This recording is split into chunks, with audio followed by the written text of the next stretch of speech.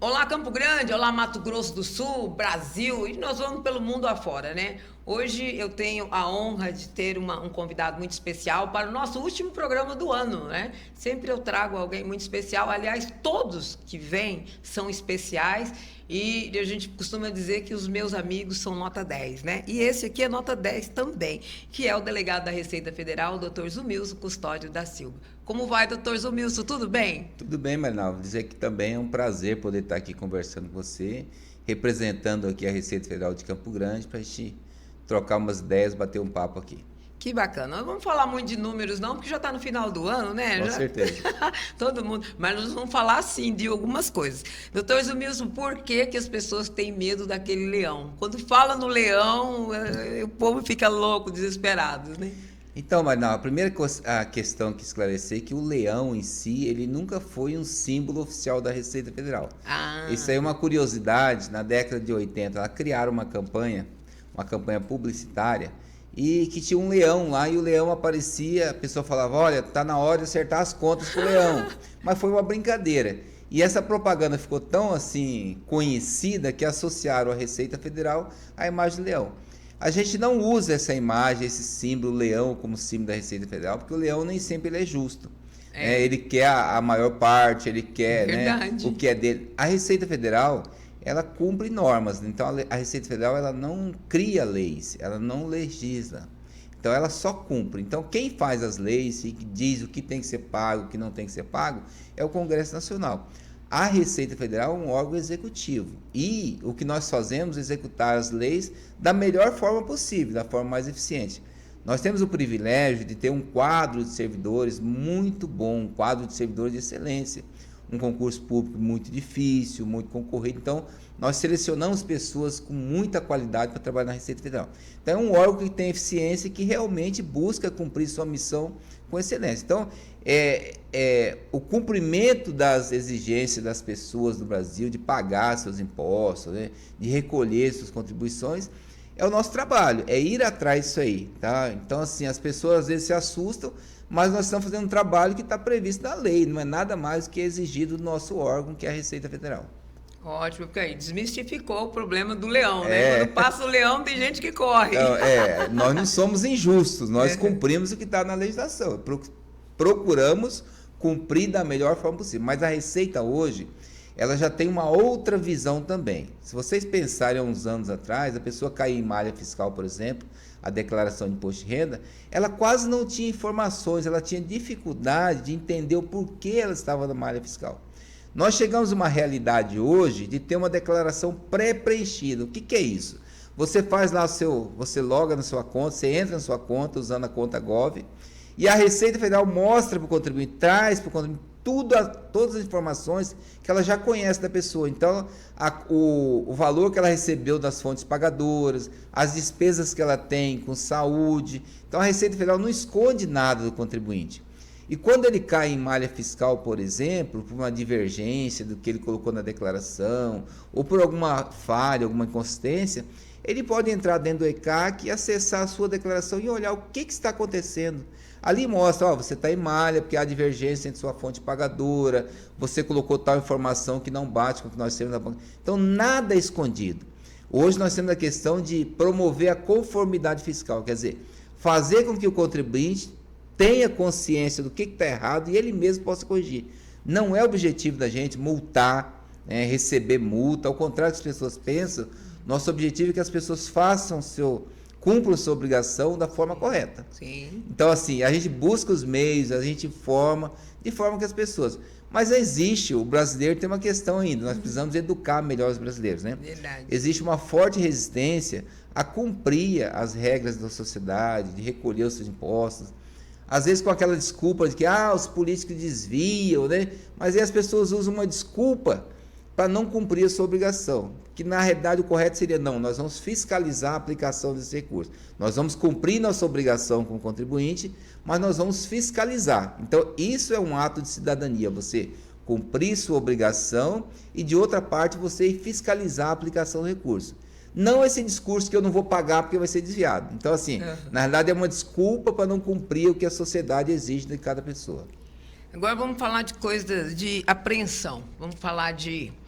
Doutor, todos os dias a gente assiste o jornal, a televisão, e a gente fala, né, a gente ouve, assiste, vê sobre as apreensões que são feitas pela Receita Federal, pela Polícia Federal, em aeroportos, nas estradas. Como é que está? É todo dia? É recorrente? Como que é essa situação? Depois nós vamos falar das doações. Primeiro, essas apreensões. Então, o que nós temos percebido nos últimos anos é um aumento muito significativo, né, do contrabando e descaminho. E é importante aqui informar para as pessoas que existe uma diferença técnica entre o que vem a ser contrabando e o que vem a ser descaminho. Embora, na prática, quando a pessoa é parada lá com produtos ilegais, a Receita Federal apreende tudo, não só a Receita Federal, como qualquer outro órgão que esteja na estrada, seja a polícia, seja o exército, né? Então é feita a apreensão, é encaminhado para a Receita Federal e a pessoa perde esses produtos e, inclusive, o veículo que transporta esses produtos, que é uma coisa que as pessoas precisam ter conhecimento. O veículo também é apreendido. Mercadorias e veículos transportadores são apreendidos. Certo. Mas, assim, existem mercadorias que podem entrar no Brasil e existem mercadorias que não podem entrar no Brasil. Eu vou dar um exemplo para você. Recentemente, nós tivemos algumas canetas emagrecedoras proibidas no Brasil. Muitas. Exatamente. Né? Porque, assim, qualquer medicamento, e aí é uma situação mais grave, porque medicamento envolve saúde. Verdade. Tem que ter controle de qualidade, a Anvisa tem que ter aprovado, tem que ter registro. Todo um procedimento para resguardar a população do medicamento para saber se ele realmente tem eficácia, se ele não causa mal à saúde, para ter um rastreio de lote, se causar um problema, da onde que veio esse medicamento. Certo. Então, assim, esses produtos que foram proibidos, por exemplo, eles não podem entrar no Brasil. Quando a pessoa traz ele para o Brasil, a pessoa está fazendo contrabando, é um produto ilegal.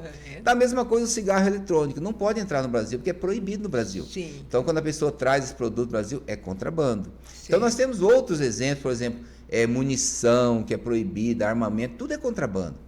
E nós temos descaminho. Descaminho é aquele produto que pode entrar no Brasil. Então, por exemplo, você pode ir lá no Paraguai comprar um celular, uma TV. Esse produto é perfeitamente possível ser vendido no Brasil, não é ilegal. Mas quando você vai lá e compra um produto acima da cota legal e entra com ele no Brasil sem pagar os impostos, sem procurar lá na fronteira a alfândega para regularizar, você está cortando o caminho. Aí você está indo por um caminho ilegal, que seria importar o bem e pagar os tributos devidos. Então a gente chama desse caminho. Certo. Então, assim, produtos de alto valor agregado, por exemplo, celular iPhone. Celular iPhone.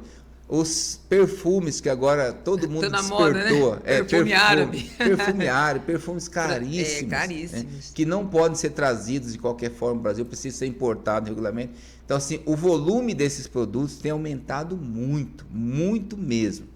Então, assim, inclusive organizações que antes se dedicavam, por exemplo, ao contrabando de cigarro, né, de pneus, eles têm percebido aí um meio mais lucrativo. Você traz aí, por exemplo, 100 iPhones, o lucro é exorbitante. Exorbitante, né? Então, assim, e traz num carrinho pequeno, não precisa uma carreta. É verdade. Entendeu? Então, o volume é pequeno. Então, assim, é um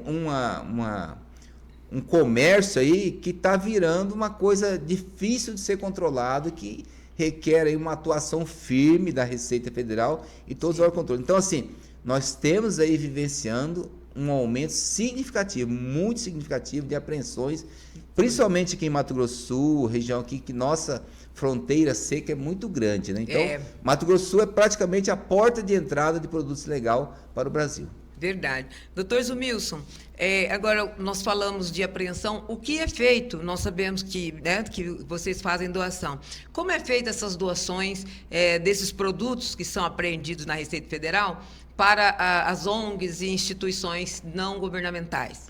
Tá, então assim, só para contextualizar aí, qual que é o fluxo, né?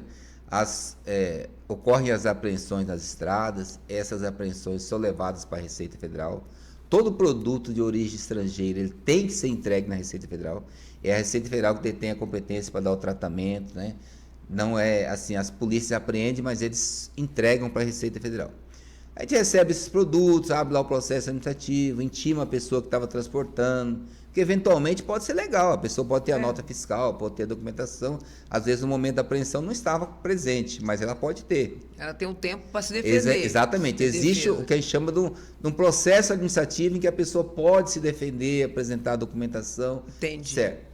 Então, assim, ao final é decidido se realmente aquele produto é ilegal ou se é legal. Se é ilegal, ele tem um perdimento administrativo, ele passa a ser patrimônio da União. Aquele bem deixa de pertencer àquela pessoa que estava transportando, passa a ser da União. Seja mercadoria, seja veículo, passa a ser da União. A partir do momento que vira um patrimônio da União, nós temos que dar uma destinação. Então, quais são as destinações possíveis? Primeiro, aqueles produtos que são nocivos à saúde, são impróprios para consumo, medicamentos que a gente não sabe a origem, suplementos, né? Nossa, muitos, né? Tudo que envolve alimentação, saúde ali, a gente destrói. A gente faz a destruição, a gente leva aí nos locais próprios, por exemplo, nós temos aqui em Dourado a OCA, que é um aterro sanitário. Então, de acordo com o produto, a gente tem uma destinação. Certo. Pneu, por exemplo, aqueles pneus que vem tudo montado um dentro do outro, que a gente não sabe se ele ainda está em condição de circular ou não. Perigoso, né? Exatamente. A gente não pode soar aquilo ali, pode colocar em risco a vida das pessoas. Certo. Nós levamos para um local apropriado e é triturado. Então, esses produtos a gente destrói. Esses que a gente não tem como colocar para comercializar, que são nocivos à saúde, o cigarro, por exemplo, tudo é destruído. Certo. Então, agora, os produtos que são produtos que podem ser comercializados, o exemplo do celular, o perfume, né? Brinquedos, né? Aqueles pneus que não vêm montados, são pneus de qualidade, né? Roupas, calçados. Então, nós temos muitos produtos que estão ali que precisam ser destinados. Certo. Os veículos também, né? Os veículos precisamos dar uma destinação. Sim. Então, quais são as possibilidades? Então, nós temos aí leilão. A Receita Federal faz leilões. Certo. E aí eu já alerto, as pessoas não devem ficar clicando em link que foi encaminhado, que é o leilão da Receita. Não, procura a página da Receita Federal. Lá tem os links com os leilões, tudo de forma oficial, para ninguém cair em golpe. Esse leilão, ele é rápido? Ou ele tem, sempre, ocorre periodicamente. Mas é anunciado ou ele fica sempre ali na página da Receita? Permanente. Ele é permanente, não, não é permanente, dizer. não. Ah, entendi. Existem leilões programados. Esse ano nós já fizemos 6. Certo. Tá? Então, assim, e não os leilões, eles não são por unidade, né? Então, você compra um lote de celulares, um lote de roupa. Então, são por lotes. Certo. Então, lotes aí de valor de 200, 300 mil reais, você compra um lote de mercadoria. Entendi. Então, uma das possibilidades é o leilão. E, obviamente, que a Receita tem interesse em leiloar também, porque arrecada, tem arrecadação, vai para os cofres da União. Bom, leilão é a primeira opção. Não a primeira opção, uma das opções. Aí nós temos a questão da destinação para os próprios órgãos públicos. Então, a própria União, por exemplo, nós podemos destinar pneus para o Exército. O Exército precisa. Sim. O Exército, a Aeronáutica, a Polícia Federal, a própria Receita Federal. Certo. Então, nós temos a destinação para os próprios órgãos da União, que a gente chama de incorporação. Quer dizer, fica na própria União. Nós podemos também fazer a incorporação para os estados. Então, a gente destina para o estado, não só para o Mato Grosso do Sul, para o Brasil todo. Entendi. Para os municípios. Sim. Então, todos os órgãos públicos estão aptos a pleitear esses produtos perante a Receita Federal e serem contemplados.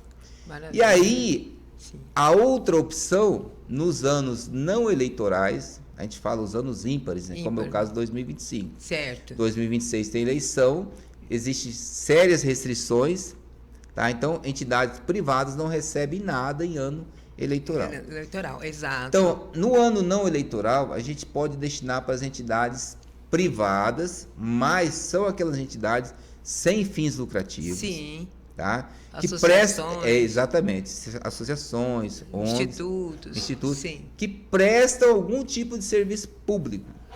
Entendi. Então, por exemplo, acolhimento de criança, de idosos, atividades na área da educação, saúde, assistência social. Sim. As entidades religiosas, por exemplo, se elas têm só a questão religiosa, só a questão da fé, sem prestar um trabalho de assistência social, se não tem no estatuto dela um trabalho de assistência social voltado seja para educação, saúde, elas não podem receber. Não pode, isso. Então, o que a gente contempla não é a religião, não é a atividade social. Entendi. Tem que prestar uma atividade social. Entendi. Então, assim, a entidade, ela se candidata, então ela faz um ofício, encaminha para a Receita Federal. Agora nós estamos modernizando, nós vamos ter um sistema lá dentro do ECAC que a pessoa vai cadastrar a sua solicitação.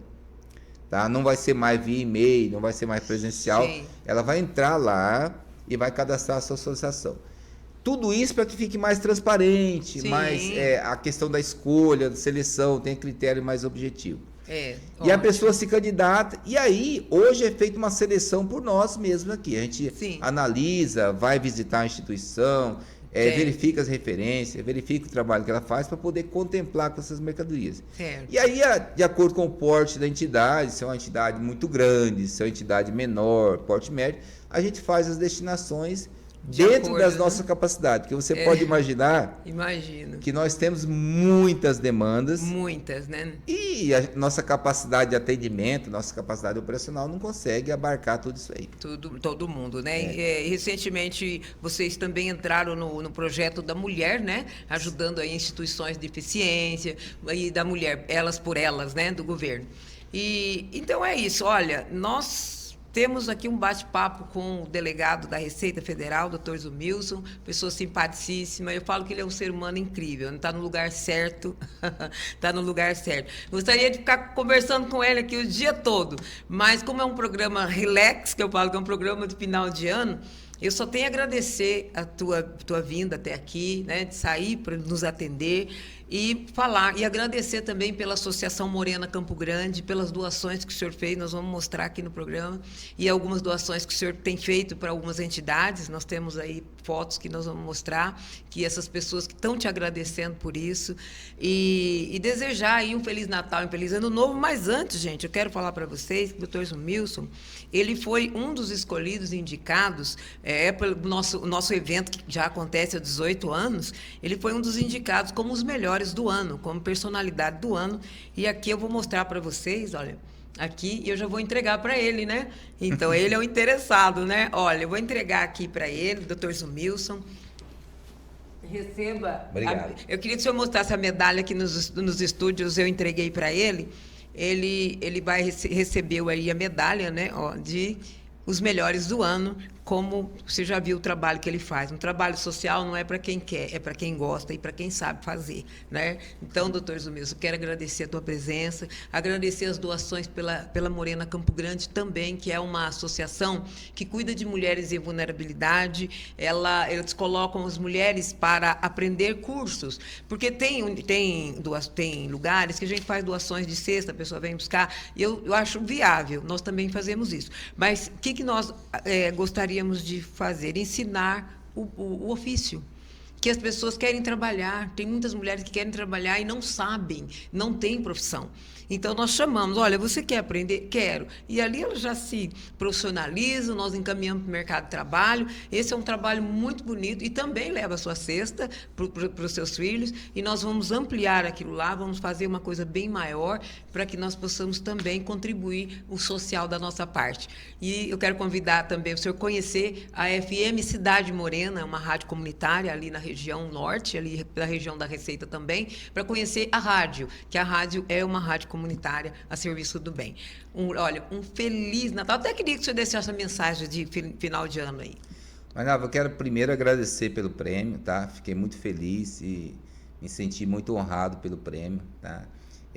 Quero dizer que essa oportunidade que eu estou tendo de estar à frente da Receita Federal e poder, né, dentro de um programa que a Receita Federal oferece, que é a Receita Cidadã, voltar o serviço público da Receita Federal para fazer esses atendimentos, para ajudar essas instituições, porque a gente sabe que o terceiro setor ele sofre muito, né? Muito. E ele tem um papel importantíssimo. Só quem já foi visitar essas instituições, quem conhece o trabalho, cada instituição que você chega é uma emoção diferente. É né? verdade. Você vê ali a dificuldade das pessoas, a fonte de recurso muito pouco. É o convênio com o município, com o estado, é a rifa, é o pedido de ajuda. A dificuldade é gigantesca. Os almoços que fazem. Exatamente. Aí você chega numa entidade que atende crianças, né, vulneráveis, pessoas idosas, mulheres com deficiência. Então, assim, é uma emoção muito grande poder fazer esse trabalho. Então, estar à frente desse trabalho, eu considero que eu tive um privilégio, né, de estar nesse momento e eu tenho feito o trabalho que eu posso fazer.